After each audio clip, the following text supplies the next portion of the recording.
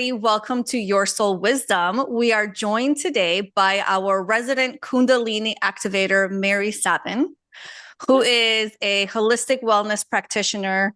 And in addition to activating our Kundalini, also specializes in magical things like sound healing, breath work, and what we are here to discuss today, the Akashic records. Welcome, Mary. Thank you for having me. Okay, that's a lot of stuff. And so when you were here the first time, we strictly talked about Kundalini activations and all the exciting stuff that comes along with that. And Yes. today we are talking about the Akashic records. So, Yes. I feel like, and most people maybe will relate. People know, okay, the Akashic records is somewhere where every memory, every action, every piece of your history as a soul is stored and cataloged and available for you to tap into. But I think out past that, most people are like, I know nothing else, including myself, right? Because I've never really dove into that. So why don't you kind of help us scratch that surface and dive a little bit deeper than my basic understanding of what the Akashic records are?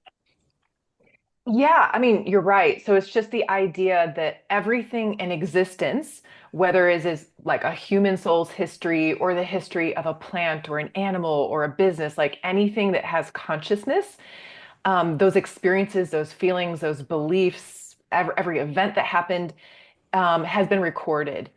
And I think a lot of people think, oh, I won't know the truth about who I am. I won't have that higher perspective until the afterlife, and then I'll know everything. But the reality is, just in the afterlife, it's easy to tap into all this stuff because you're in a higher state of consciousness. But even from our life perspective right now, a person with an open channel, that ability to tap into this information, which is all around us, can just do it right now. So you don't have to wait till that life review to know who am I? Why did I incarnate? Who was I? Who will I be? You can know all that right now, not only for yourself, but all this information we can connect to anything. So if you're forming a business, like what is the consciousness of this business? Like why does it exist? Or the home that you're living in, like what is the history of this home? So you can use it in a whole variety of ways, basically. That's crazy. Great. Yeah. And tell us how you access this. Okay, so it exists, and then what?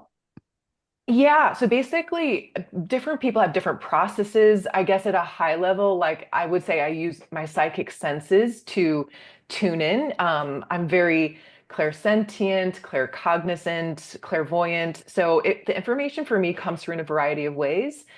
Some people also, it's very common to do it through automatic writing. Myself, I'm not such a pen and paper or writing kind of person. I'm more of a rambler. So I just like to tell it verbally. And I talk very fast when the information comes through because it's such a rush. So if anything, people struggle to keep up with my rambling. Um, but yeah, some people also use a crystal pendulum. That's definitely another tool that you can bring into it to help guide the conversation.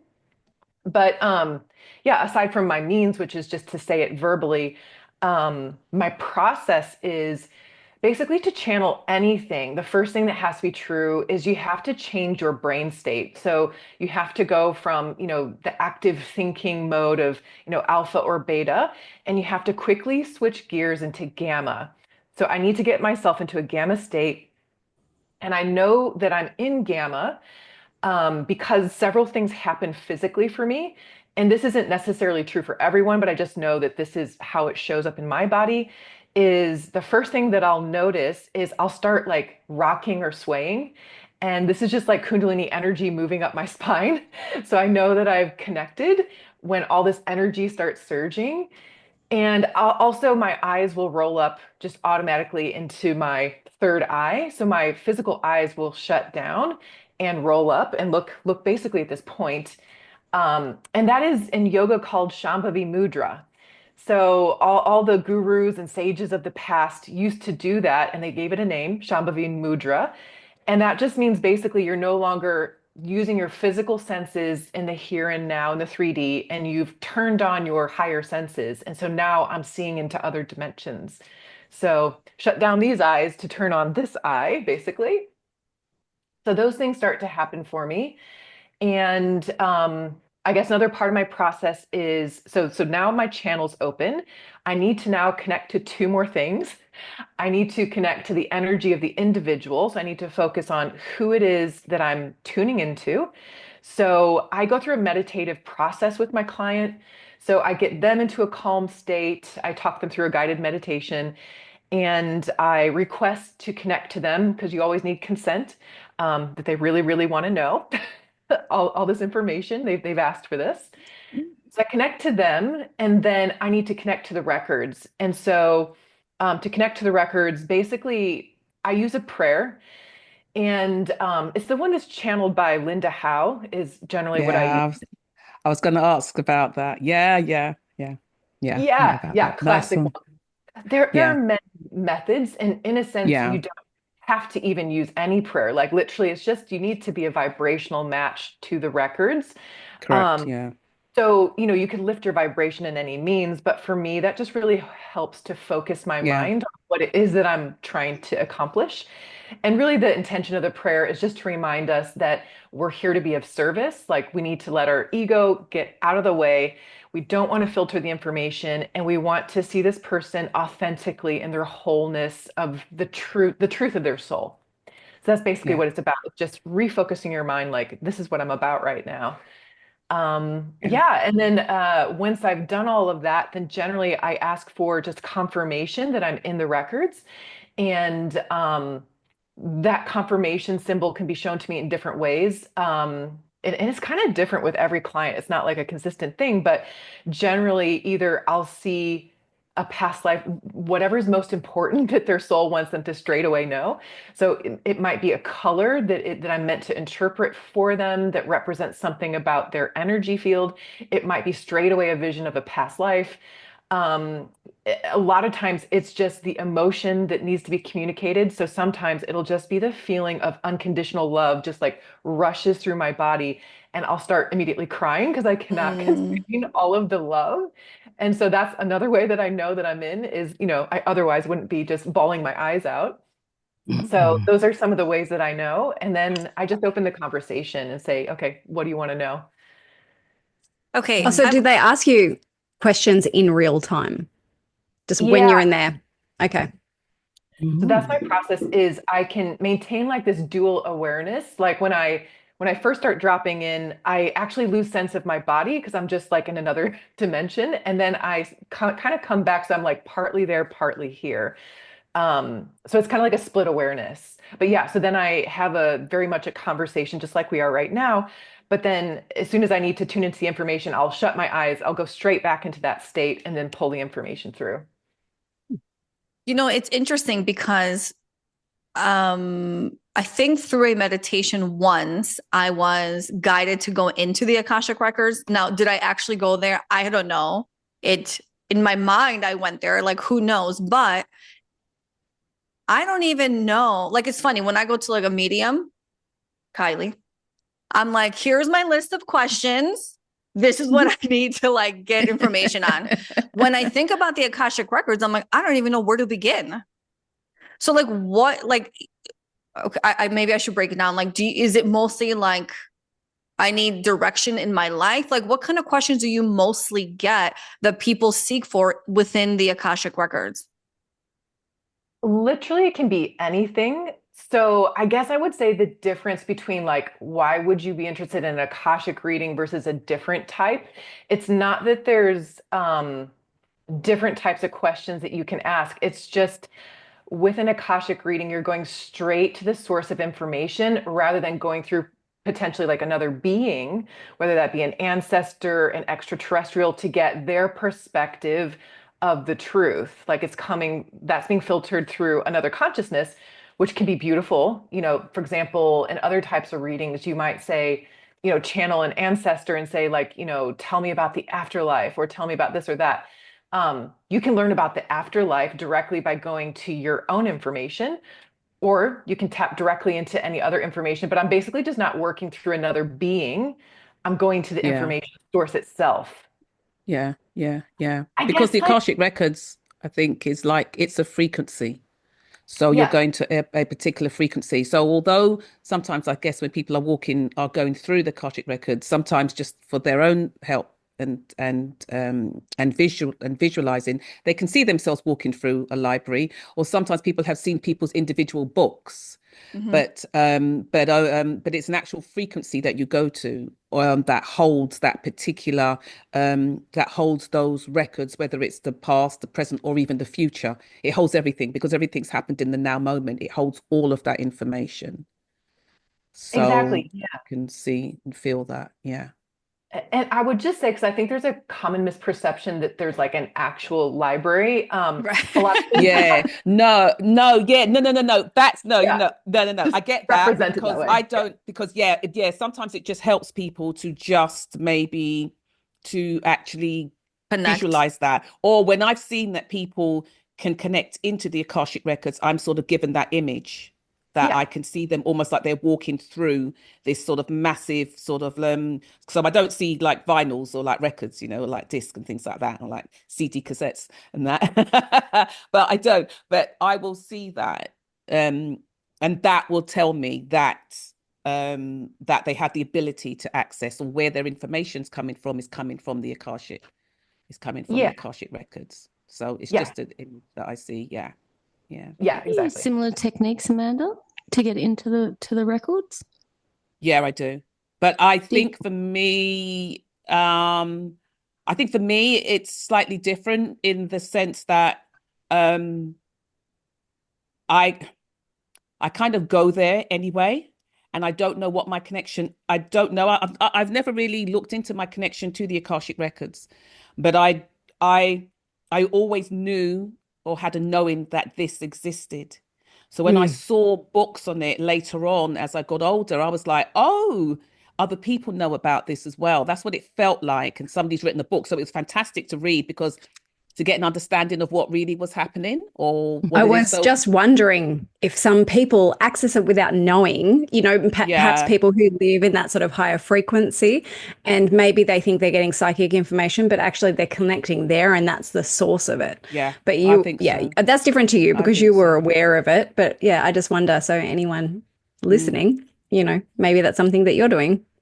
What about you, yeah, Kylie? How do you access them? yeah. So Like, I typically don't. So when I do my longer deep dive sessions, I typically don't take people there unless they're faced with not being able to get the information. So if they're struggling to connect with the information, I will take them up a path. It's usually a library because, clients don't usually know about it. So I make it visualize it as a library, and there's like Gandalf standing there, make it very official, because anything with Gandalf in it just makes it official, right? And Yeah, gives it a yeah. little bit of legitimacy. I agree. So he's got his staff, yes, you shall pass. And then you go into your library, and then I have them get their books out. And then I'm like, okay, flip to a page. What number is it? Okay, so it might say 96. Okay, is it 1696, 17? Okay, it's 1796. What's on the page? And it's funny, Mary, as you were talking, for some reason I kept connecting to like a fire with you, like buildings burning. And I was like, oh, I don't know what that's about. But, sometimes that's represented on a page and a past life thing. So it's very casual. I was gonna say, Kylie, it's interesting you saw that because someone did try to set my building on fire recently. So Oh, wow. Oh, Wow. not even Mary. metaphorical. Like, yeah, Oh. crazy oh my times. goodness, because I looked at you and I'm no joke, I'm seeing buildings and fire. And I'm like, what's that about? Is that a past life? Wow. No, that's You very know? much recent. do you Oh, live in Wow. Surrey Hills, Mary? okay. No, I live That- in Bondi. Yeah, there was an Okay. arson attack. Yeah. Okay. Okay. Wow. Well, okay. So Nice one, we'll come back Kylie. to that. But Yeah. I have a Proof question for that Mary. Kylie is psychic. Fire. So Mary, do you believe that people can rewrite their Akashic record? Because I'm very big on like, is this going to be the domino that gets, or that Tetris piece that gets taken out and everything starts to fall? Like, does that really change past lives, future? Like, I'm just like, we're not doing that. I don't know anything about that. No, thank you. We're just accessing the hard drive.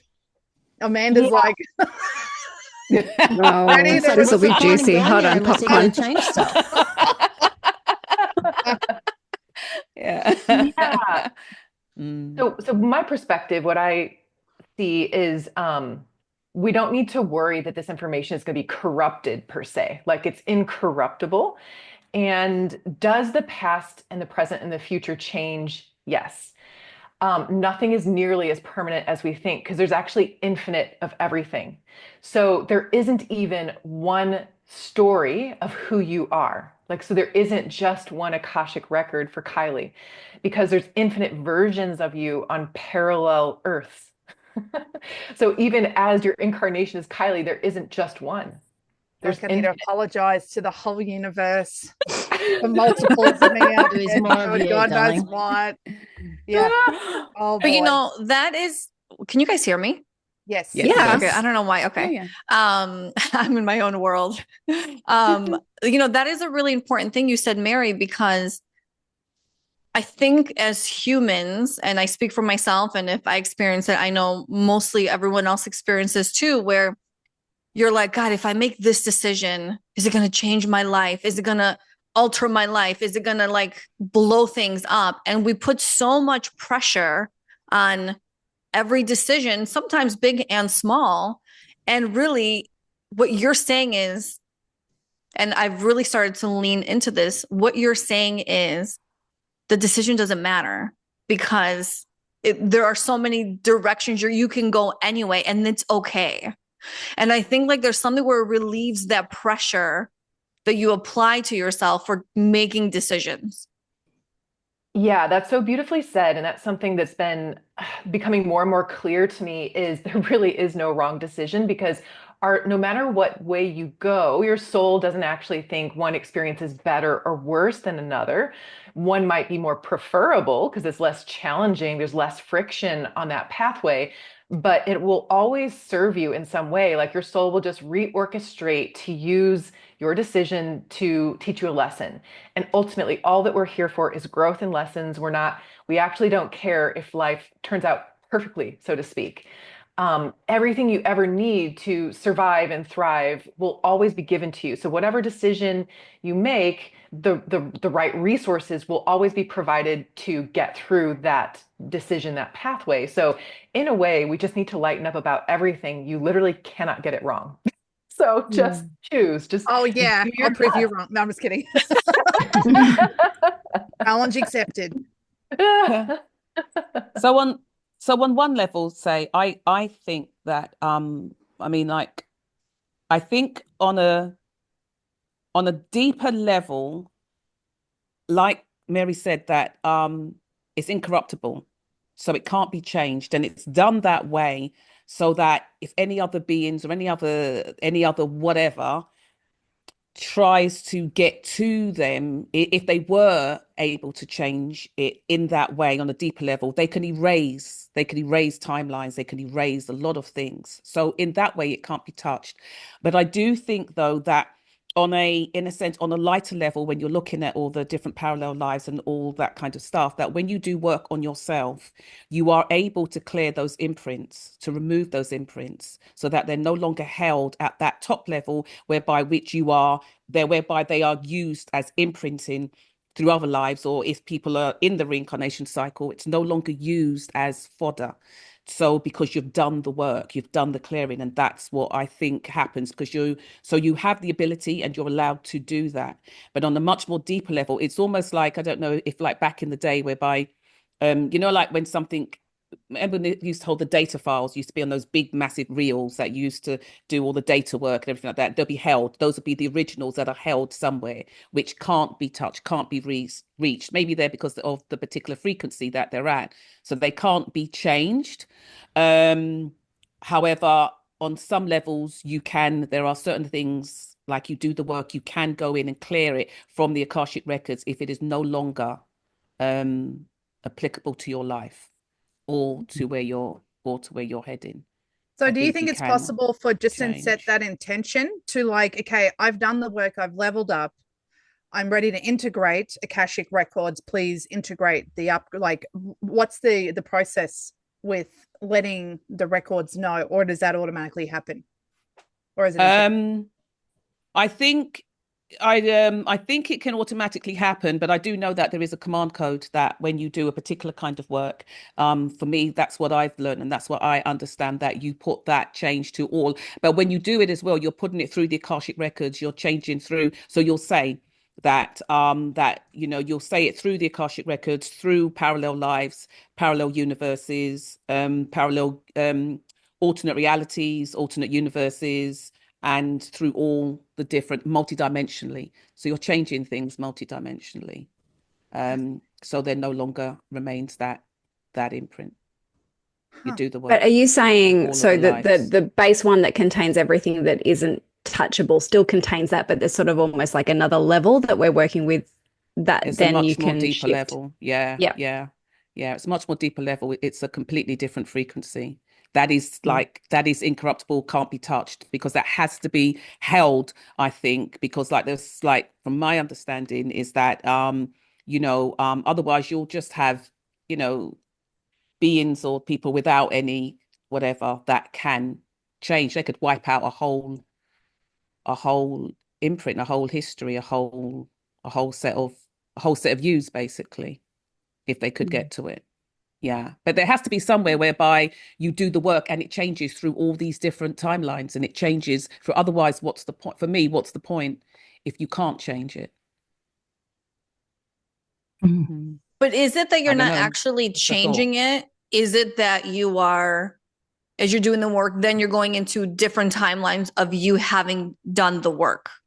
Yeah, So is it like everything stays- alchemizing the energy? Right.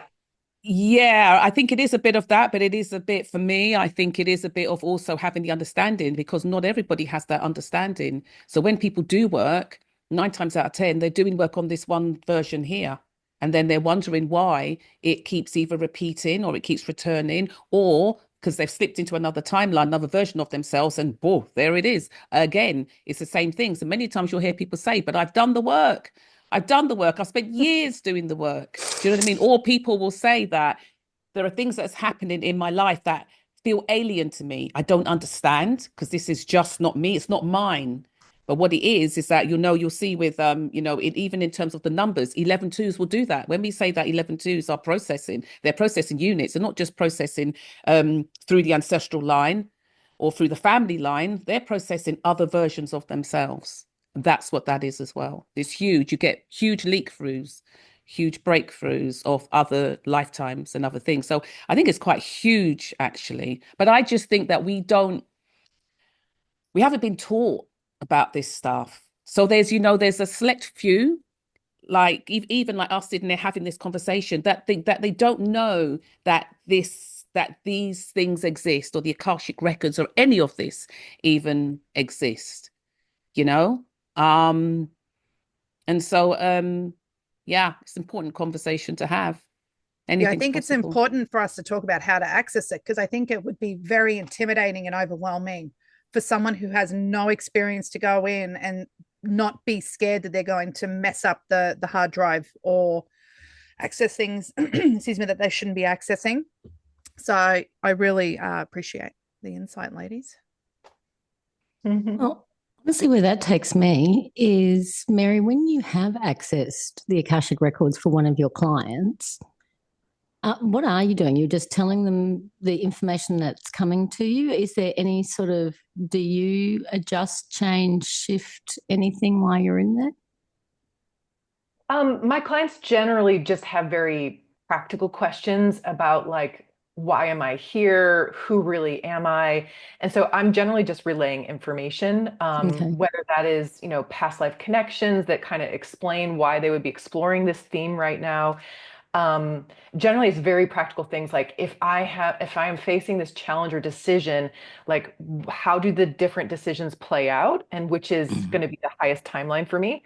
So generally that's just kind of it's more informational, what I'm pulling through. And do you ever read for groups? I know where this is going. Well, listen, Lauren, since you brought us to that point. Yeah. Oh my God, no way. You know that I can't help myself. I do. I love it. What did you do? Only good things, my friend. I said, Mary, is there any way Of for you course you did. Here we go. She did. Oh, She went there. She Are went you there. serious? Yes, we're excited. You know who Oh I my am. So I said, Mary, is there any way for you to tap into the group energy and kind of see like what the purpose is or the meaning or like what the energy around it is? And Mary was gracious enough to give a beautiful yes. Oh, wow. Thanks, Mary. Yeah. So for the big reveal. Yeah, so you ladies all do have a common past. So what I saw was the civilization of Atlantis. So you're probably familiar with that concept. So it was an ancient civilization on Earth prior to, history as we know it. And Atlantis was a beautiful civilization until it kind of went off course. Just to give you a little bit of background as to like why you're kind of picking up on this thread now. But Atlantis ended quite tragically because basically civilization went off course because for a few reasons. A lot of really advanced technology became available and it was misused. There was scientific knowledge around like genetics that was starting to be misused. And there was also like a real duality and repression of the feminine. So the society became very male dominated and basically very arrogant. And this kind of belief that if I can do something, then I will, like that, therefore, is my right to do something. So bad decisions started getting made, very, I would say, like quite catastrophically destructive decisions were being made. And so you attract the energy of what you are. So if the society was starting to put out such destructive energy, they attracted destruction, catastrophic destruction. And so the society ended because a massive flood happened. And this is the biblical flood that is talked about in the Bible. And there were only a few survivors. The majority of all the civilization died out. You ladies were all alive at that destruction point. You were part of the repressed feminine that was never heard. And that is why you come together now and you're speaking out and trying to shine a light on truth. I have chills everywhere. Ooh. Because like I back think from my own session. right. Yeah. I sit here and I'm like, that is like what we embody right now, right? Yeah. And it's funny because I don't, and correct me if I'm wrong, but we don't blatantly go, oh, the divine feminine. It's this natural thing that just flows out. And it just feels so powerful and purposeful and just magical. I was in meditation once. I think I might have said this before. And it was like I was in underground tunnels and like water was coming and I was like hiding crystals in different places. So like before whatever happened, like I had that visual. But that was all that I had from that. I just knew that this huge wall of water was just about to come through whatever this underground tunnel was. And I was like, just hiding crystals everywhere. Such a Lauren thing to do. Yeah, Like, crystals. Save the crystals. Start surviving. It's the crystal. Is it possible that we came from Lemuria to Atlantis? So Lemuria, there was overlap between the two civilizations, but I felt that you were in the empire of Atlantis at this particular memory that collectively you all overlapped. And I feel like that's where this cycle never got complete. But a lot of people who lived in Atlantis also had lifetimes in Lemuria. So like you most likely all had as well. Yeah. Okay. It's so crazy. That is amazing. Yeah. Yeah. I'm really going to have to read up on Atlantis for me. Sorry, say it again, Rachel. I have to honestly, before I did this podcast, I had heard of the word Atlantis, but I'm pretty sure it was like man from Atlantis kind of style, not magical place. And I'd never heard of Lemuria. And I'm thinking, I really have to go and read a book on this. so I can get my head around it, because it keeps coming up and I know nothing. So well, consciously, for me, my understanding or my knowledge of Atlantis is I have never liked Atlantis. I've never had a good feeling about Atlantis. Same Well, how there's a I've good never really reason. had, yeah, there's a good reason. Yeah. Yeah. But I was always I always came from the place of like how I've always been with Egypt as well.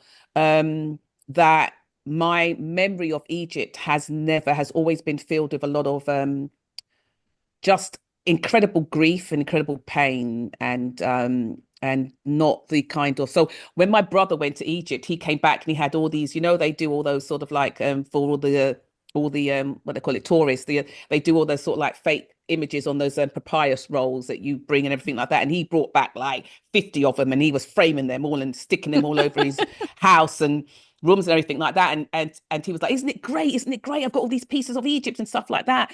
And I was like, yeah, I said, I just said to him, my memory of Egypt is not like yours. I said it was a very, very, very, very, what's the word? Violent. My lifetimes I went through, they were very, very violent. They were very magical, but very violent times, not good times. And so with Atlantis, I remember being in Atlantis. I knew about Atlantis as a young child. And I also met somebody who I had incarnated with from Atlantis. He actually looked like an Atlantean. It was so funny. But I worked with him, and then we had a chat one day. We sat on the stairwell at our workplace, just talking about how we met. And before, because we obviously recognized each other and we knew each other. And I said to him, I think you're from Atlantis. I think we've met in Atlantis. And then he just said to me straight away, he said, I've never liked water. And I said, yeah, probably because I said to him, probably because you died. I didn't. I said,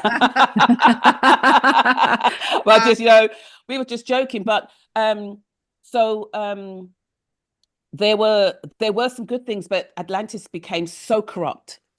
And it feels like so quickly, but it happened over years, over generations. It happened. And like you said, there was a lot of genetic work being done, a lot of DNA work being done, a lot of hybrids that was created. For me, Atlantis was a very sort of like segregated kind of place. So they had the inner circle, and it's literally built like that. They had the inner circle and the outer circle, and the poorer you were, or the less sort of like intelligent or knowledgeable you were, the further you went out, the further you lived outside of the city, outside of the main internal city. So it was very much, and it was in a sense very masculine, because my understanding is that Atlantis had always been there, but the person who did the switch up into all the technology and all of the sort of, it came through in a sense with spiritual knowledge first, came from Lemuria. They landed in Lemuria, and he left from Lemuria and went through a portal into Atlantis and became the ruler of Atlantis, and then began to generate that kind of a society. So as Lemuria was in a sense the feminine aspect to the masculine aspect that Atlantis was, and Atlantis could have done great things, but it just took on a whole other experience. So funny enough, a lot of people that I come across in my work, they have experienced that as well. So it's almost as if I'm meeting up with them in order to heal that, because a lot of them still feel the trappedness, or the fact that they were imprisoned in Atlantis or taken for their abilities and experimented on. There were so many experiments that went on in Atlantis that would blow your mind, and of the different types of hybrids that they created in order to, so it wasn't, I suppose there would have been a golden time of Atlantis, but I don't know. Atlantis doesn't feel so good for me. When I was younger, I knew so much about Atlantis without books.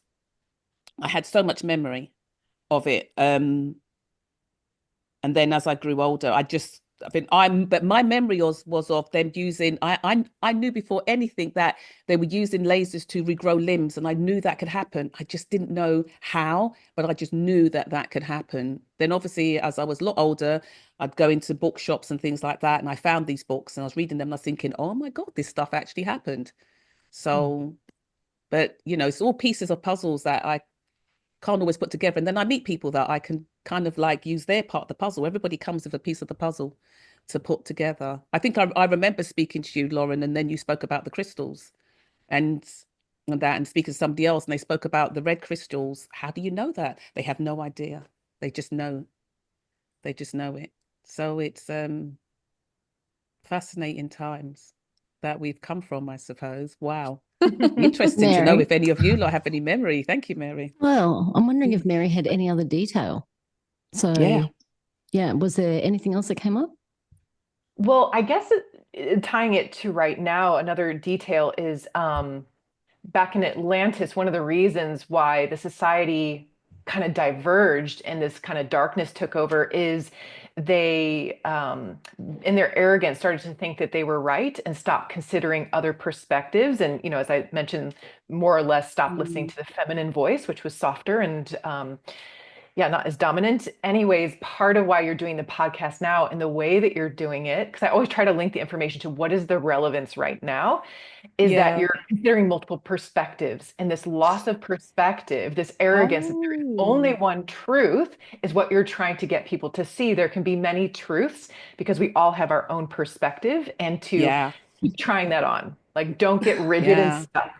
Yeah. And our own memory of things, isn't it? And like, it's like, funny enough, you say that. You know what? I saw this program. I just saw this series a long time ago, and they did it in such an interesting way, whereby they kept on. I think it was called The Affair, and they showed the different person's version. So it could have been two people in a scene, and then they showed one person. You were watching it, and you thought, "Oh, that's it," and then they would go back and they would show the other person how the other person saw that scene, or saw how it looked and felt. So that's kind of like what you're saying. Yeah, wild.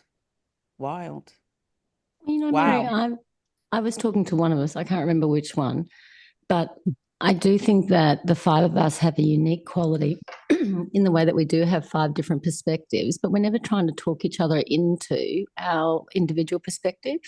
I noticed it early on, as in people will say what they think, and then it's like, thanks for sharing kind of stuff. It's not up for debate. It's not up for, that kind of winning over, convincing kind of thing.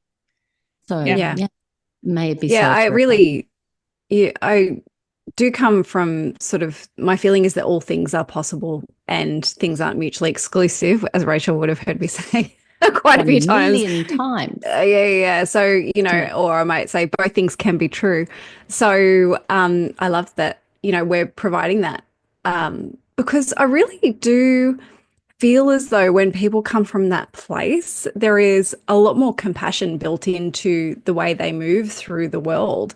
Because when you think about all of the conflict, it really does come from the place of, I'm right and you're wrong. But when all things can be true and we can let each other be, there is so much peace in that. Yeah. You know what? I think so many people are so rigid in their beliefs. I used to be one of them. This is how I believe it to be, and there's no room outside of that. And I don't remember when the turning point was, but I remember consciously thinking, well, if anything's a possibility, if really anything is possible, I can consider that anything that somebody tells me could be real. Doesn't mean I have to take it on as my own truth, but I can be open to it. And so what's interesting is, so this weekend, everybody knows I'm visiting my girlfriend in another state, and her husband is very 3D. I'm a Christian, I believe in God, and that's it. Like nothing outside of that, nothing spiritual, zero. And we were having dinner the other day, and he says to me, your podcast reels, I come across them on TikTok. He's like, and I enjoy them. I think the content is great, but you lost me at mermaids being real. Because we did one of our dowsing rod episodes. One of the questions was, are mermaids real? And then what was the other one that was on the promo? Are dragons coming back or something? Yeah. He's like, you lost me. And I go, okay, well, listen, for me, it was such a perfect opportunity to share my belief and go, you can take it or leave it. You don't have to do anything else, because I knew just by him watching that entire clip and even thinking about it, even though he was like, this is crazy, mermaids aren't real, I knew that that was a seed that was allowing that door to start opening, because now the brain is working. So then we had this whole like hour-long conversation on energy and spirit and all this. And I just thought the whole time I'm thinking to myself, he doesn't even realize he's having a moment where his mind is going like this. And it was so beautiful to be able to be conscious of being in that moment, you know? But it is, so many people are rigid. And of course, by the end of the conversation, he still thinks that I'm crazy. We are crazy for believing mermaids can exist. But I know that that door cracked. What'd you say? Don't talk for me. But that's why curiosity is so, in any work you do, like healing work or exploring all your growth, just, you know, I'll often say, just get curious, like just explore it. You don't have to like take the pressure off. You don't have to take it on. You don't have to change your beliefs, but, you know, follow the thread, pull the thread, get curious. Where's it going? But you know what's fascinating about that? So I was just going to go back to that mermaid things. And I think I know I said it before, that for me, because my granddad told my mum that, and he was a fisherman, there is just no question of it to me that it exists. And then as I was about, I don't know, late teens, I had this sudden obsession with mermaids and stuff like that. And I used to I had all the statues in my bedroom on my altar and everything like that, of the Mer King and the Mer Queen and all of that type of stuff. And I saw there was nothing in my body that would say it's just not real. It's really interesting. It's really fascinating that. Okay, who brought up recently my big toe? Yeah, you said that before, but nobody? Was it you? It was in my mind. I remember something. Somebody brought, okay, really quickly. I'm going to tie this in because this is very much Akashic record. So I may butcher his name, but I think his name was Thomas Campbell, who wrote the book called My Big Toe, which is my big theory of everything. And so what he does is he's a physicist, and he accidentally he got into a study about meditation because it would improve his awake productivity with less sleep. He just wanted less sleep, more work. And that was a benefit of the meditation. Long story short, he did it. He kept getting all this information. He was instantly connecting. And because he's a physicist, right, he's like, I don't use any religious connected terms for what this existence is. Although he brought up the Akashic records, because his theory is very much like the Akashic records. Where in the simulation, all the information exists. So talking about mermaids, for example, like the Little Mermaid and how people started talking about all this stuff, it didn't just come from anywhere. That information, like the Akashic records, it exists in the universe. Someone just grounded it into reality. And so it was really, really fascinating the way he breaks it down, especially for non-believers. And of course, I recommended that to my girlfriend's husband. I'm like, just watch the podcast with my big toe guy, and then you'll like start, because it's so like scientific based that if you're a non-believer, you may actually be more open to the concept by listening to how he plays it out. Okay. Yeah, it's wild. But you know what? I keep wanting to ask you, Mary, you mentioned before the afterlife. And so in any of your readings, have you ever received information about the afterlife, right? Outside of like what we generally believe, anything that like stands out to you, or anything in general in that field where you're like, it was really cool to receive that information? Yeah, I mean, it's probably what you've already heard, but yeah, early on in my own explorations and learning, I had that question of what is the afterlife like? And so I visited, you know, an in-between memory from my own self in between incarnations. And basically what I see is, you know, so many people talk about this tunnel of light, and it's not that we go anywhere, but it's that we're changing dimensions. And so when we change frequency so quickly, you might see bursts of light, but it's not that we're going through an actual physical tunnel. And then once we are in spirit, you know, obviously you no longer have form.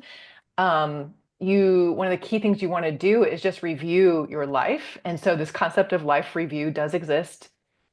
It's not exactly as told in the Bible, St. Peter's not there and, you're not at the pearly gates per se. None of that really exists, but you can review it, and you could review it in combination with support from spirit guides, whoever. But the life review really happens in a split second because everything in this higher dimension, time goes so much faster. So just basically in the blip, like you review everything. And it just happens from a place of non-judgment, as you would imagine. I guess that's another key difference from the Bible. There's no judgment, about like, oh, you lived a terrible life and now damnation happens or heaven. You view it from the lens of everything that happened was unfolded perfectly. And you are so grateful for the lessons you learned, and you just think about what next. Okay, so where else can I grow? And so it's very positive, it's very practical. And then you just straight away go into planning mode for what else would I like to experience that I haven't yet completed.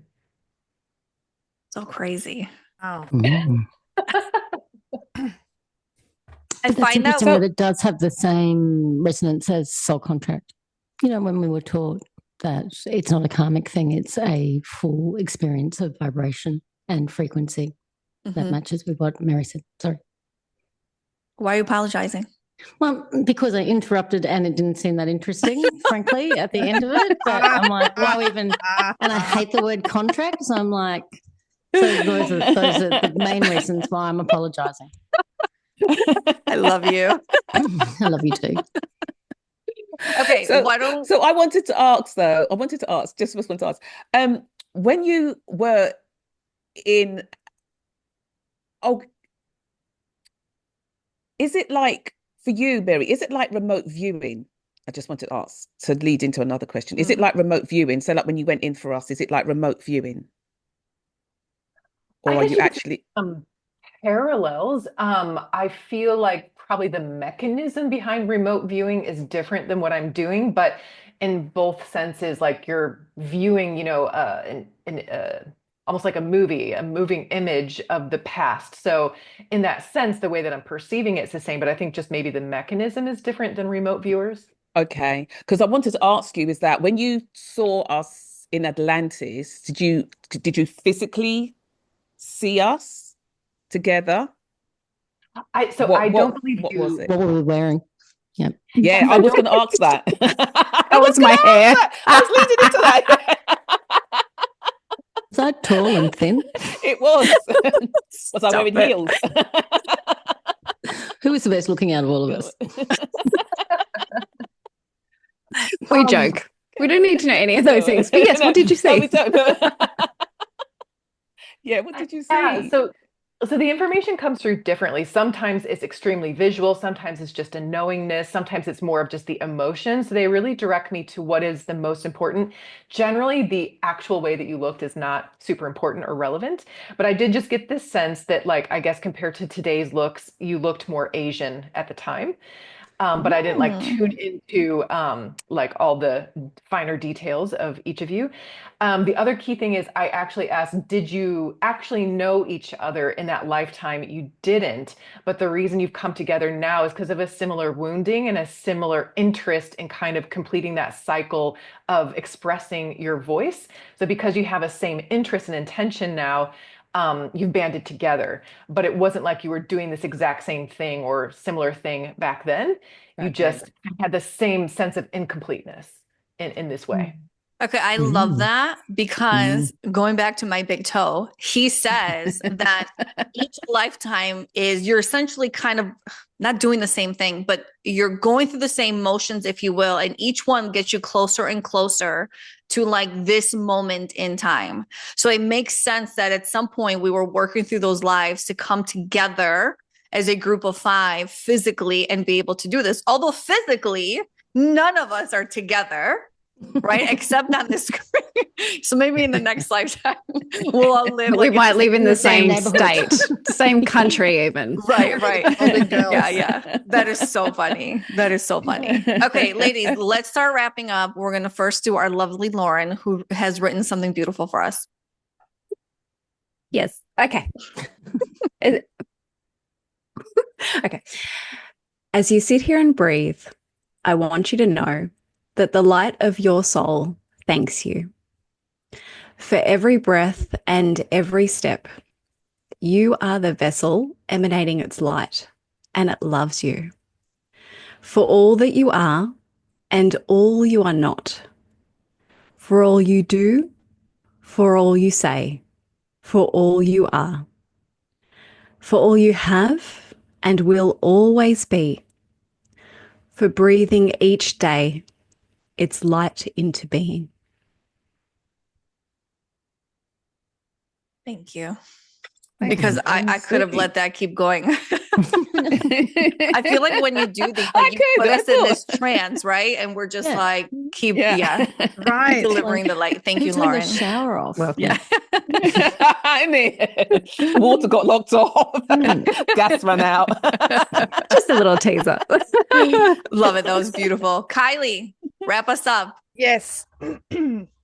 Okay, so I'm doing something a little different today. I don't know if I've used these. Tarot of the Divine. Okay. Ooh, love that. Oh, nice. And funny enough, I pulled the picture, the card that was on the picture. So it is the moon. Now, you think that the moon's all like, oh, whimsical, but in this deck, the moon represents illusion. Okay. So if you are watching this at this time, what is going on in your life that it's an illusion? And what's cool about this is I'm going to try to zoom in here. Okay. See how there's the moon and the reflection of the moon, and there's two little creatures. One is looking at the reflection and one is looking at the moon. So the story is, which moon are you looking at? Which one is the illusion? Which one are you following? What doesn't appear to be right? There is something that is not all it appears to be in your life. And I'm just going to leave you with that. Can I add something? Absolutely. Nice The one, Kylie. person Thank on you. that card is like, looks a little bit Asian. Asian, yeah. Well, it's a Japanese. And Mary, folklore. yeah. Okay. So there you go. So maybe I'm just linking that to what Mary said. Just saying, it's like the flags. It's like the red flags. It's The all in the flags card. are Wow, the flagging. The flags are flagging. That was beautiful. Wow, Thank you, Kylie. Thank you, you. Lauren. Thank and you, thank you. Kylie. Yes. And thank you, Mary. Why don't you Thank let you, our Mary. listeners know before we close up where they can find you? Yeah, best way is just on my Instagram, which is Mary_Sabin. Beautiful. Thank I you. love it. Yes. Be on the Yay. lookout for your website, your Kundalini activations, your Akashic record readings, and the Which are list goes on phenomenal. and on. Yes. Yes. Well, I think we can say too, because when we, had Marianne last time, we hadn't done the Kundalini activation. Yeah, So it'd be nice to say just now. for everyone's information, we had a group session We did. and it was It was fantastic. phenomenal. It was Yeah. absolutely Yep. phenomenal. Yes. It really Yes. was. It really Yep. was. I felt, for me, I'll say this again, I felt it for long afters. Even now, I felt back in my body. I didn't even know I was out of my body. Mm. And I do this walk all the time, but I felt back in my, and it felt nice to be here. I think I've got a good home. So it was nice to be here. Yeah, it was good. It was so nice to be, yeah, wonderful. So I'm definitely hands down doing it again. Yeah. 5 stars. Do recommend. Do recommend. Absolutely. Yes, everyone book in. And Absolutely. Mary's doing them online now, so you don't Yes. even have to live in Yeah. Sydney. You can do it online. You can So- do it on Yeah, Zoom, just book like we yourself a did. session and just experience it. It is, Yeah. it is quite wonderful. It is. Yes. Thank you, Mary. Lovely. We love Thank you, you. Mary. Yeah, we do. And thank you, everybody, for joining us today. This concludes our episode. If you're interested in booking a reading, a healing, a guided meditation session, a Lightbody activation, a Kundalini activation, simply head on over to yoursoulwisdomshow.com. We thank you for allowing us to create this beautiful space, and we hope you have a blessed day. Bye, everybody.